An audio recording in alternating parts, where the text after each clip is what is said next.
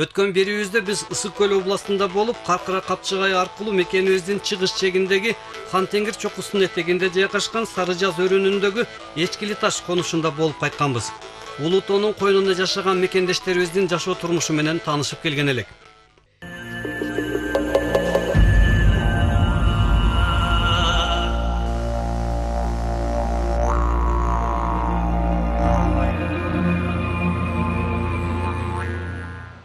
Бул долбоордун максаты Кыргызстандын төрт тарабын кыдырып, мекенибиздин чыгыш, батыш, түндүк, түштүк этектерине жайгашкан эң четки айыл конуштарын аныктоо менен алар жөнүндө кеңири репортаж жасап келүү эле. Бул жолку сапарыбыз өлкөбүздүн түштүгүнө болду. Жете турган жерибиз мекенибиздин түштүк чегинде жайгашкан Карамык айылы. Саякатыбыз былтыр күзүндө болгонун эскерте кетели.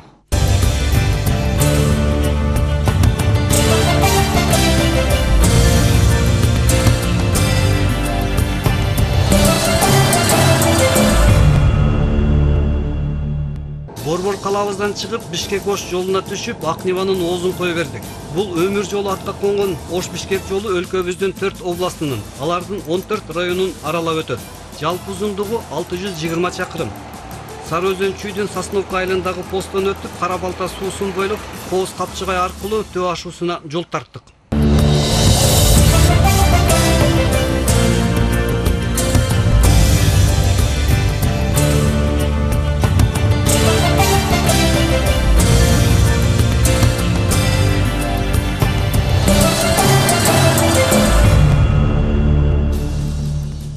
Кара Балта абла суулар аркылуу өтүп жатып 15 көпүрө санаганга жетиштим. Өдөлөгөн сайын жол тик болуп, серпантиндер көбөйө берди.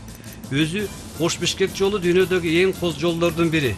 Муну да биз жакында жол ремонттолуп бүткөндө байкадык окшойт. Ага чейин жамачыланган жолдорду кантип өтөбүз деп жүрүп байкабай келгенбиз го.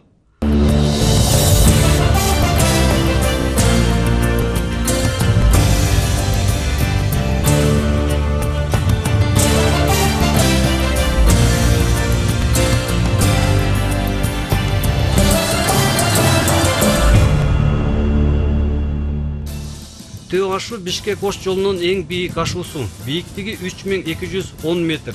Ошондой эле Кыргызстандагы эң узун тешиктөө туннель ушул белде тешилген. Узундугу 2650 метр. Жалпысы Бишкек-Ош жолунда 5 туннель бар.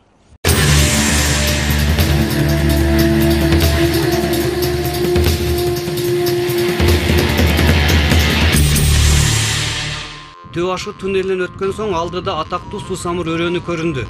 Суусамырга Нарын, Чүй, Талас областтарынын малчылары жайлоого чыгышат.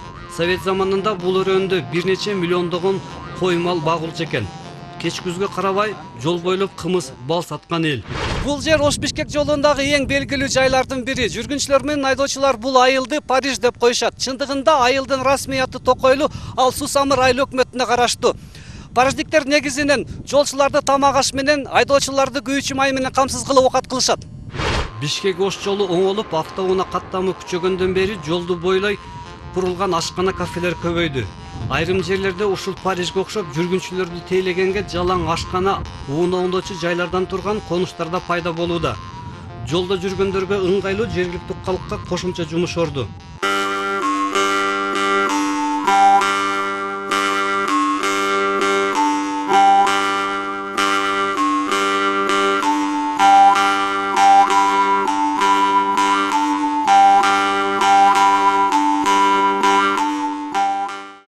Алабел ашуусунун бийиктиги 3175 метр.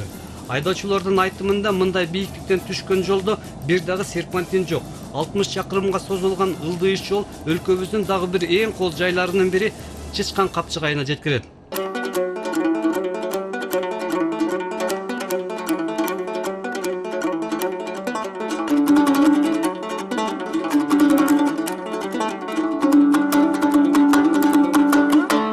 Андан ары жолубуз атагы алыска кеткен кыргыз ырчы чуурчуларынын Жылдыздар фабрикасы деген атка конгон Кетмендөбө Токтогулга келдик.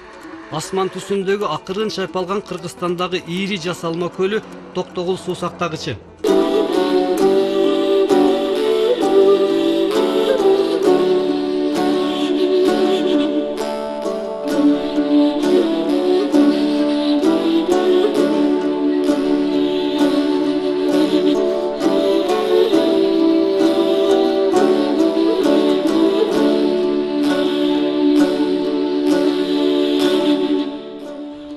Тоскоолгул, Каракөл, Ташкөмүр, Шамалды сай. Бул Нарын дарыясынын боюнда Бишкек-Ош жолу өткөн шаар шарчалар тууралуу дагы бир келгенде өзүнчө атайын берүүлөрдү жасоону пландап, аларга токтолбой эле өтүүнү туура көрдүк.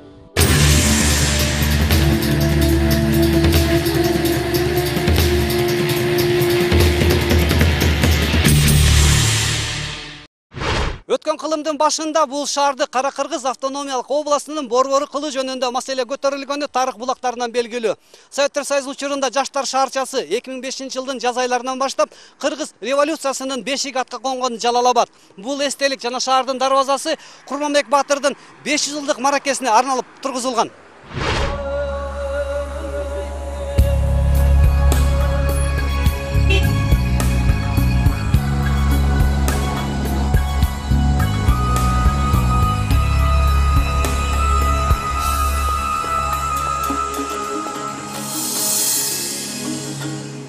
Революциянын бешигинде ошол 2005-жылы жазында болгон окуяларга арналып тургузулуп жаткан эстелик 2 жылдан бери бүтпөй келет.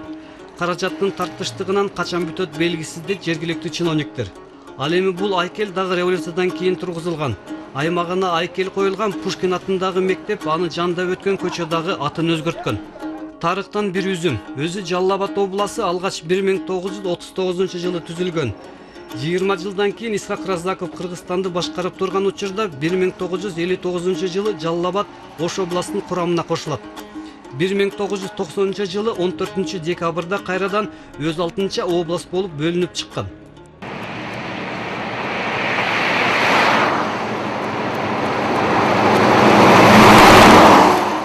Андан ары жолубуз пакта талааларын аралап Ош областынын өзгөн району тарапка болду. Төө ашуу ала белден кийин айдоочубуздун буну ашуу деп деле айтууга болбойт го деген чоң эмес белди ашып, Кыргызстанда гана эмес, Борбордук Азия чөлкөмүнүн байыркы шаарларынын бири Өзгөнгө кирип келдик.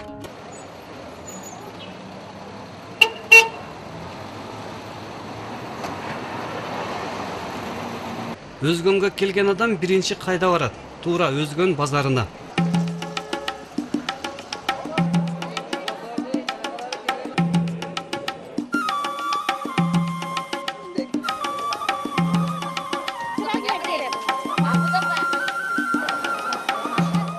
Жергиликтүү айымдардын көпчүлүгү жолук салынып, узун этектүү көнөктөрдү кийип жүргөнүн көргөн кесиптешим биринчи жолу түштүккө келген Евгения Берникова Кыргызстан чыгыш өлкөсү экенин түштүккө келгенде гана сезет экенсин деп, дайым жыңалбаш жүргөн жене жолук салынам дегенинен жолук сатып алдык.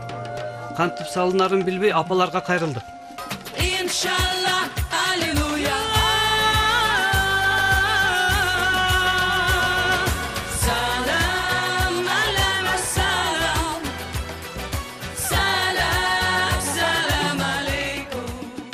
Борбор каланын соода түйүндөрүнө салыштырмалуу Өзгөн базары арзандыгы, сатуучулардын соодалашканды жактыргандыгы менен айырмаланат.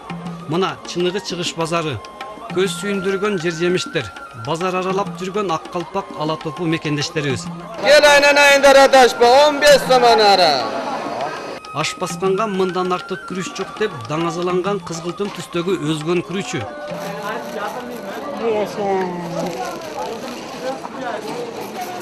Oshlarni massa qilib, iftorlarda duo pata qilib turib olib, ala qilasiz. Ал эми бул шаардын символу Өзгөн мунарасы. Айрым тарыхчылардын айтымында Өзгөн шаары биздин заманга чейин эле болгон. Кытай жазма булактарында кала уу деп аталган. Өзгөн Кыргызстандагы эң байыркы шаарлардын бири. Шаарга негизделген тарыхчылардын арасында азыркыга чейин бир пикир жок. Болгону бул Карахан султандардын мавзолейи будан 1000 жыл мурун тургузулган болсо, ал эми бул мунара андан 100 жыл кийин 12-кылымда тургузулганы так белгилүү. Кара дарыянын оң жегинде жайгашкан тарыхый архитектуралык комплекс орто кылымдарга таандык. Алар Карахан маданиятынын энциклопедиясы делип келет. Өзгөн мындан 1000 жыл илгери Борбордук Азияда зор мамлекет курган Карахандардын борбор каласы да болгон.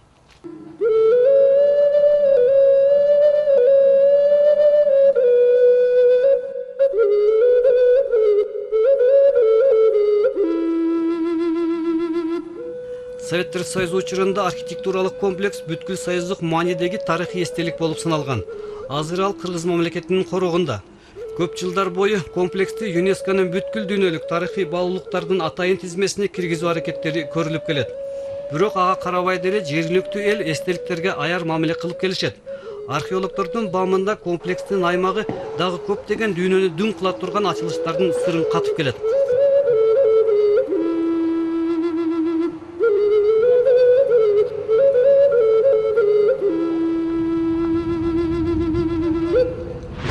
Ошентип өлкөбүздүн түштүк борбору 3000 жылдык тарыхы бар Ордолу Ошко кирип келдик.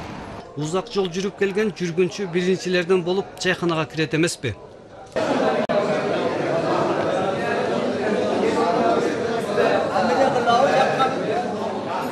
Менкенибиздин тарыхка белгилүү инсандарга бай түштүк борборубуз тууралуу кийинки берүүлөрүбүздө сөз кылабыз.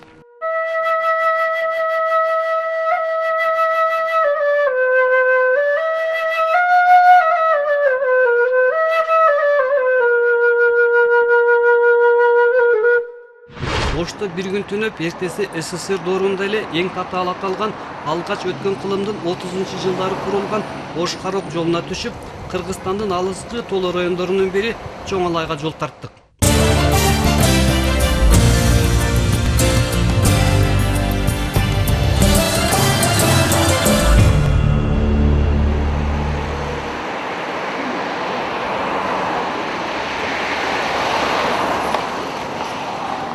Жакында эле ремонттолуп бүткөн Бишкек-Ош жолунан кийин Памирге кеткен жол бир азаптай сезилди.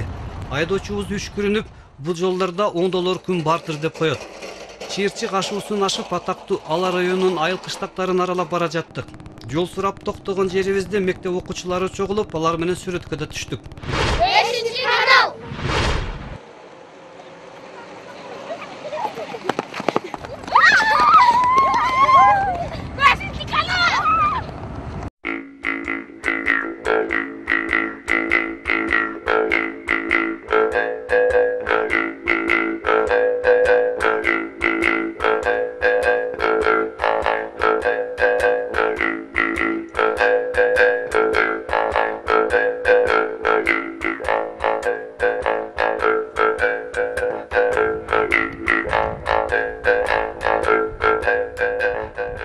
Кызыл Алай айылынын тушу. Бул жерде өткөн кылымдын 90-жылдары Курманжан апанын 100 жылдык маракеси өткөрүлгөн. Бир караганда ысык көлдөгү Жетегөзгө окшошуп да кетет. Ош Чоң Алай жолундагы кол жайлардын бири.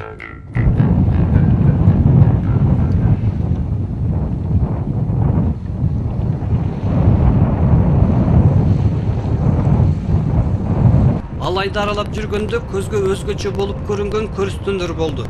Өзү Кыргызстандын кайсыл жагына барба, айыл кыштактардын жанында сөзсүз көрүстөнгө кезигесин. Бул жалгандан кеткен соң баарыбыздын сөөгөз ошол жака коюлат эмеспи? Бирок Алай менен Чоң Алайдагы көрүстөндөрдүн көрүнүшү айырмаланып турат. Узун найза сымал укурук сайылып, ар жерине топоздун куйругу байланган. Тарыхчылардын айтымында мындай салт: кыргыздардын ислам динин кабыл элек заманынан калган. Менин пикиримче, менин ишенимим боюнча, кыргыздардын баягы Енесей доорунан бери сакталып келаткан адаты. Енесей жакта жашаган монголдор деле, буряттар деле, тувалар деле, биздин жакын туугандарыбыз хахастар деле азырга чейин мүрзөгө таяктарды бекитишип, андан кийин анын учуна же аркардын мүйүзүн, же бугунун мүйүзүн, же болбосо жанагы ар түрлүү айванаттардын куйруктарын байлап коет. Бул жерде арка кулча, багыш жылкынын баш сөөктөрүндө байкаса болот. Окумуштунун айтымында ар урук өзү ыйык туткан жаныбарынын сөөгүн о дүйнөдө да колдоп жүрсүн деген ишеним менен илишкен.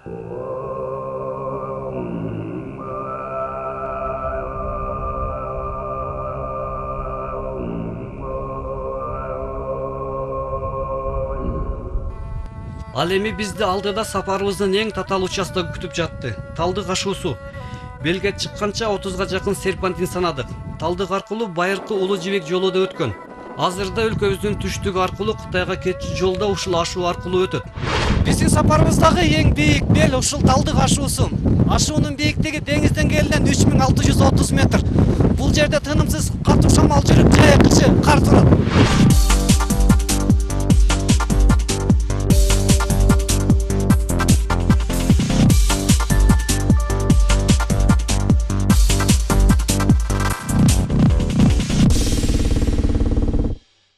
Жолго чыгып жатканда чек арачылар алашууда түтөк болосуңар, чеснок же пияз жеп алгыла деп эскертишкен эле. Бул жака биринчи жолу келип жатканыбыз менен бардыгыбыз Кудайга шүгүр аман эсен ашып кеттик. Ак Нивага жанын айдоочусуна рахмат.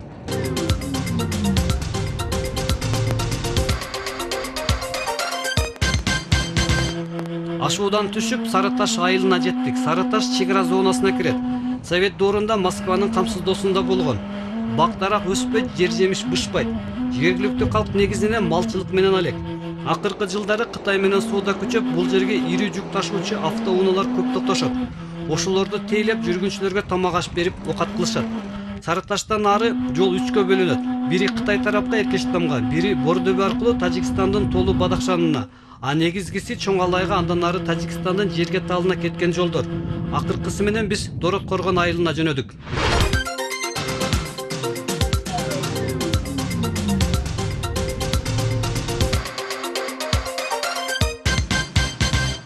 Жолдо катуу шамал көтөрүлүп, кум бороону башталды. Анысы аз келгенсип, машинабыздын дөңгөлөгү жарылып, жолдо бир топ убакытыбыз кетти.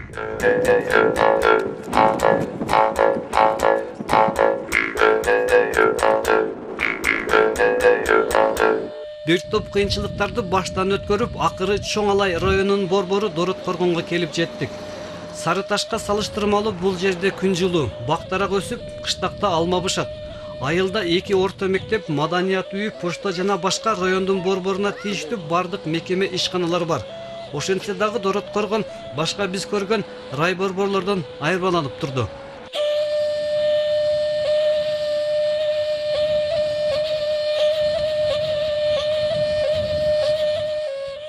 Мындан 70 жыл илгери совет жазуучусу Георгий Тушкан Жоро деген роман жазган. Чыгарма Памир Алайга совет бийлигинин келиши басмачылар менен болгон күрөш тууралуу. Башкарманы Жашмерген Жоро, совет өспүрүмдөрүнүн сүйүктүү чыгармасына айланып, Жоро жөнүндө китеп бир нече жолу кайра басылып, 2 кино тасма тартылган.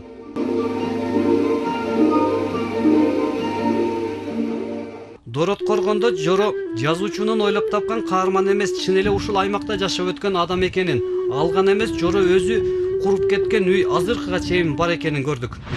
Бул үй 1911 жылы Орус падышасы Николай II убагында тургузулган. Ошон үчүн жергиликтүү калк мындай тамдарды Николайдын үйү деп коет. Чынында бул үйдүн кожоюну Памир Алайга совет бийлигин алып келген белгилүү милиционер Жорого таандык. Бул тамды Жоро 25 жашында курган экен. Үйдүн бир бөлмөсү гана өзгөртүлүп жакшыртылган. Калгандары ошол өткөн кылымдын башында салынган бойдон. Ал учурда ошентип мал жандыктары менен бир тамда эле жашоочу экен. Мына жерге отту жагып анан ошо тегеретип печке койбой эле бала чакасы менен отурат экендер да ылынып. Үйдө Жоронун зайыбы, кыздары, неберелери азыркыга чейин жашашат. Жоронун жарынын аты романдагыдай Зейнеп эмес Турсун. Турсун апа былтыр 90-дун белин ашты. Жоро деген болгон.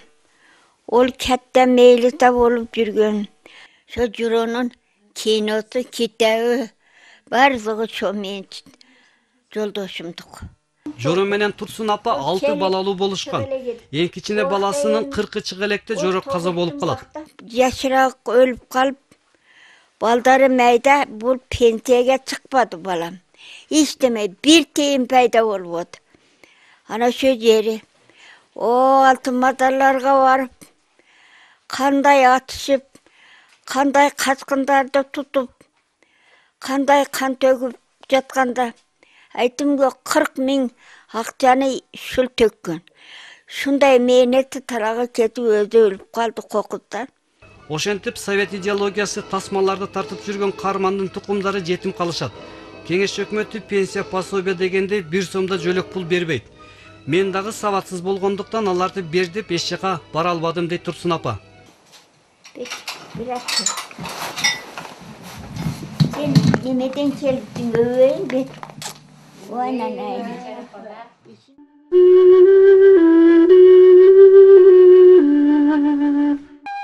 Ал эми бул кыштакы атын берген Дорот Коргону.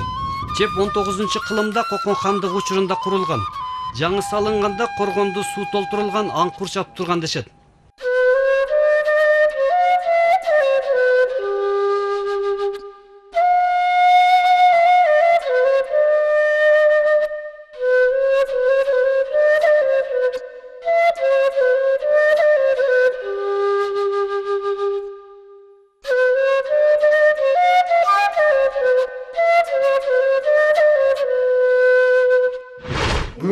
бул коргондун bir 70% сакталып турат. Андан кийин бул коргон жөнүндө уламыштар өтө көп. Бул коргон пышыктыгы боюнча бүгүнкү күндө сакталып калуусу боюнча ал коргондун бүтүндөй дубалынын суунун ордуна жылкынын, биенин, уйдун сүттөрү пайдаланган деген бир уламыштар бар. Бул Дарот коргондун макетин көрсөтүп жаткан жергиликтүү мектептин директору. Анын айтымында коргондун атынын келип чыгышы каракчыларга байланыштуу. Коргон жанынан адамдар өткөндө ошол дароо өт, тез өт деген маанайда ошол коргон Дарот коргон айыл болуп эсептелет. Ошондой эле мектеп музейинде Чоңалай аймагында табылган тарыхый табылгылар жана кечээки эле көчмөн кыргыздын буюм теримдери чогултулган.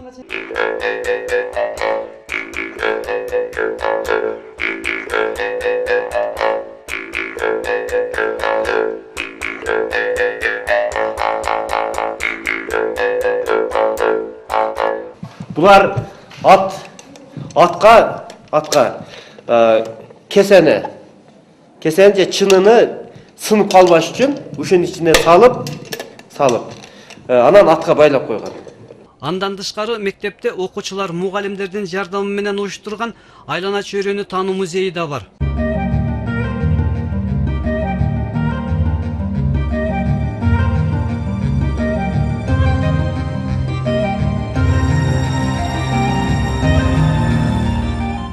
Дарот коргондон чыгып, жолубузду түштүккө карай уладык.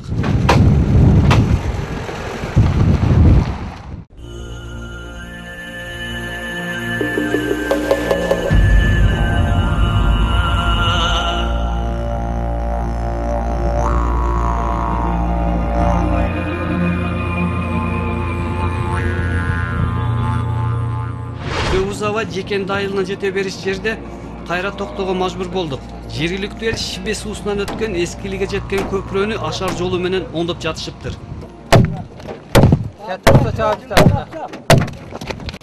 Ашарчылардын башында Хан Кыпчак уурусунамын, Эшендин тукумумун, өзүм максум болом деген жигит экен. Кичипейил сүйлөгөн, атын атагысы келбеген бул адам ата бабаларымын баары жогорку мусулман диний кызматтарда иштеген ак сөөктөрдөн болушат дейт. Максум дегенин мааниси биздин атабыз Эшан болуп өткөндүктөн ошол кишинин урматынан балдарын максумдар деп коет. Мындайча айтканда ак сөөктөр деп коет. Шуning үчүн элдер дайыма биз менен кызматты жакшы кылмалыктарыбыздан максумдар деп сыйлыктанаттар дагы. Анан биз ham максум дегенге өзүбүз көтөрбөйбүз. Просто ошол атабыздын урматынан булар элдер сыйлагандыктан бизди максумдар деп.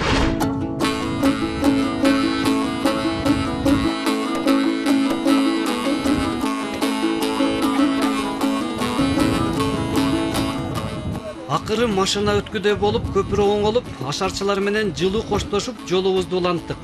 Качан жетебиз деген Карамык айылына болбогон 20 чакырым жол калды.